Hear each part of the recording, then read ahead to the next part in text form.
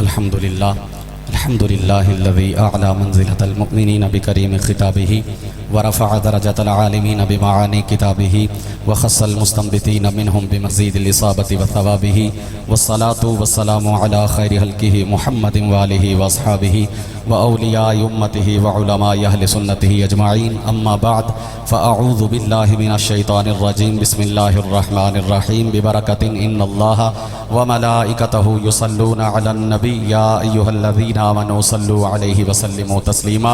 اللهم صل على سيدنا ومولانا محمد وعلى آل سيدنا ومولانا محمد وبارك وسلم وصلي عليه. الصلاة والسلام عليك يا سيدي يا رسول الله وعلى آلك وأصحابك يا سيدي يا حبيب الله. الصلاة والسلام عليك يا جد الحسن والحسين وعلى آلك وأصحابك يا جد غوث الثقلين. اللہ رب العزت جل مجدہ الکریم کی حمد و ثنا، اس کے پیارے محبوب کی ذات اقدس پہ ہدیہ درود و سلام کا نذرانہ. انتہائی قابل قدر معزز بزرگوں، دوستوں، نوجوان ساتھیوں، اسٹیج پر جلوہ فرما علماء کرام، استاد محترم علامہ افضل رضوی صاحب، آل نبی اولاد علی پیر سید سجاد حیدر شاہ صاحب، جملہ علماء کرام، حفاظ کرام الحمدللہ لا تعداد کثیر تعداد میں موجود ہیں. بلا تاخیر چونکہ واز کا وقت نہیں ہے، قبلہ استاد جی اور قبلہ شاہ جی اپنے افکار سے نوازیں گے. صرف ایک بات عرض کرنا چاہوں گا، چونکہ اس امت مصطفی کا یہ خاصہ ہے اور اس کا یہ اعزاز ہے کہ اس کی گواہی مرنے والے کے حق میں اللہ تعالیٰ جو ہے وہ قبول فرماتا ہے. صرف اس ضمن میں ایک بات عرض کرنے لگا ہوں. جنازہ جب قبلہ حافظ عزیز صاحب کا ہم پڑھ چکے، جنازہ ادا کرنے کے بعد استاد محترم علامہ افضل رضوی صاحب، میں کسی چھوٹے بندے کی گواہی پیش نہیں کرنے لگا. اگر کوئی عام بندہ بھی گواہی دیتا تو میں یہاں ممبر پر کھڑے ہو کر وہ گواہی آپ کے سامنے پیش کر دیتا تاکہ آپ سارے اس کے گواہ بن جائیں. وہ گواہی کیا ہے؟ ہم استاد جی کے پاس کھڑے ہوئے اور آپ جانتے ہیں حافظ عزیز صاحب ان کے بارے میں قبلہ استاد جی نے اس دن بھی کہا کہ درویش صفت انسان تھے. جس طرح وہ درویش صفت انسان تھے، اسی طرح ہمارے استاد محترم بھی درویش صفت انسان ہیں. اب آپ کی گواہی پیش کرنے لگا ہوں. استاد جی فرمانے لگے کہ حافظ صاحب کا یہ معمول تھا کہ روزانہ صبح کے وقت قرآن شروع کرتے، عشاء کے وقت قرآن کو مکمل فرما دیا کرتے تھے. ایک مرتبہ محبت سے کہیں سبحان اللہ. اور جس ذکر اور اللہ اور اس کے رسول کی محبتوں کے اس جرمٹ میں قبلہ حافظ عزیز صاحب کو سپرد خاک کیا گیا. میں یہاں یہ بہت سی باتیں ہو سکتی ہیں لیکن اختصاراً میں آپ کو دعوت فکر دینا چاہتا ہوں کہ ان کو اگرچہ اللہ پاک نے آنکھوں کا نور عطا نہیں کیا تھا، آپ کو اللہ پاک نے بینائی عطا نہیں کی تھی، لیکن اللہ پاک نے ان کے دل کو قرآن کے نور سے معطر و منور فرما رکھا تھا.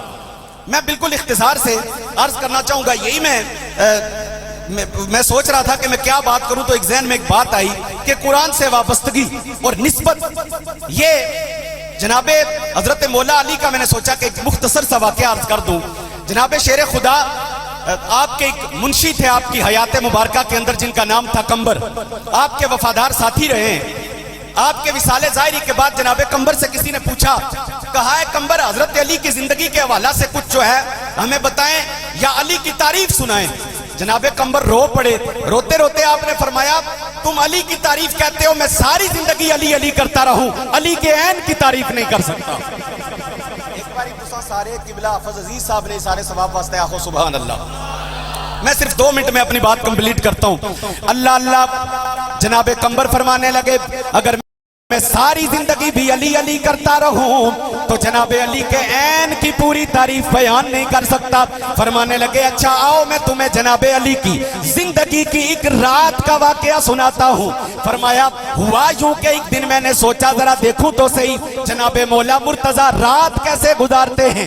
فرماتے ہیں اسی نیت کے ساتھ میں حضرت علی کے جناب والا رات کا وقت ہے اور جناب علی کے حجرہ اقدس کے اندر آ گیا. فرماتے ہیں رات کا وقت ہوا، حضرت علی اپنے بستر پہ محو استراحت ہونے لگے. تھوڑی دیر کے لیے آپ نے اپنی کروٹ کو اپنے بستر کے ساتھ لگایا، پھر جناب والا اچانک اٹھ کر بیٹھ گئے.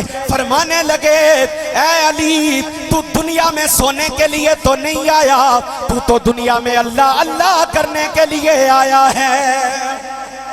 فرمایا تو سونے کے لیے نہیں آیا، تو دنیا میں اللہ اللہ کرنے کے لیے آیا ہے۔ جناب پیغمبر فرماتے ہیں حضرت علی نے مصلی بچھا لیا، 2 رکعت نماز نفل کی نیت کی، اور جناب علی المرتضیٰ نے قرآن کو الحمد سے شروع فرمایا، الف لام میم ذالک الکتاب، پہلا پارہ مکمل فرما دیا، دوسرا شروع کر دیا سیقول السفہاء من الناس، دوسرا سپارہ مکمل کر دیا۔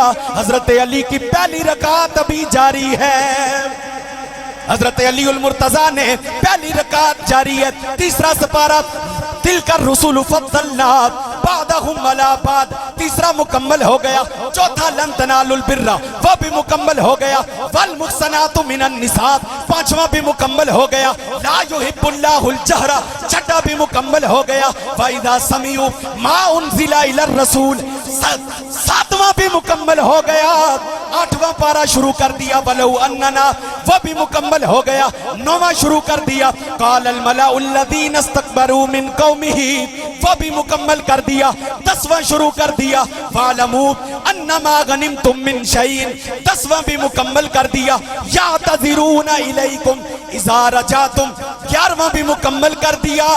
اختصار سے آگے بڑھتا ہوں، حضرت علی المرتضیٰ نے جناب والا 29 پارے مکمل کرنے کے بعد 2 رکعت جو نماز نفل کی نیت باندھی تھی، 29 پارے پہلی رکعت میں تلاوت کرنے کے بعد حضرت علی نے پہلی رکعت کا رکوع فرمایا۔ بلند آواز نہ لاہو سبحان اللہ۔ 29 پارے میں قرآن سے جو محبت ہے اور جو نسبت ہے اس کے حوالہ سے عرض کرنا چاہ رہا ہوں، اور آپ کو دعوت فکر یہ دینا چاہ رہا تھا کہ ہمارے استاد محترم علامہ افضل رضوی صاحب ہمارے یہ قریب چند قدم کے فاصلے پر ایک خوبصورت ادارہ ہے۔ قبلہ حافظ صاحب کی زندگی دیکھیں، آنکھوں میں بینائی نہیں تھی، لیکن خدا کی قسم یہ اسٹیج پر نظر توڑائیں، سادات کرام کو دیکھیں، علماء کو دیکھیں، حفاظ کو دیکھیں اور رشک کریں، اور اپنا ایک بچہ میرے نبی کے دین کے نام کر دیں۔ آپ میری اس بات سے تائید کرتے ہیں؟ اپنا ایک بچہ آپ حضور کے دین کے لیے وقف کر دیں، انشاءاللہ جب آپ کا جنازہ بھی اٹھے گا اسی طرح اللہ اور اس کے رسول کے ذکر کی صداؤں میں اٹھے گا۔ گرامی قدر حضرات، بس میں یہیں پر اپنی بات کو ختم کرتا ہوں۔ اللہ کے حضور دعا ہے کہ اللہ کریم قبلہ حافظ عزیز صاحب کے درجات میں بلندیاں عطا فرمائے۔ وآخر دعوایا ان الحمدللہ رب العالمین۔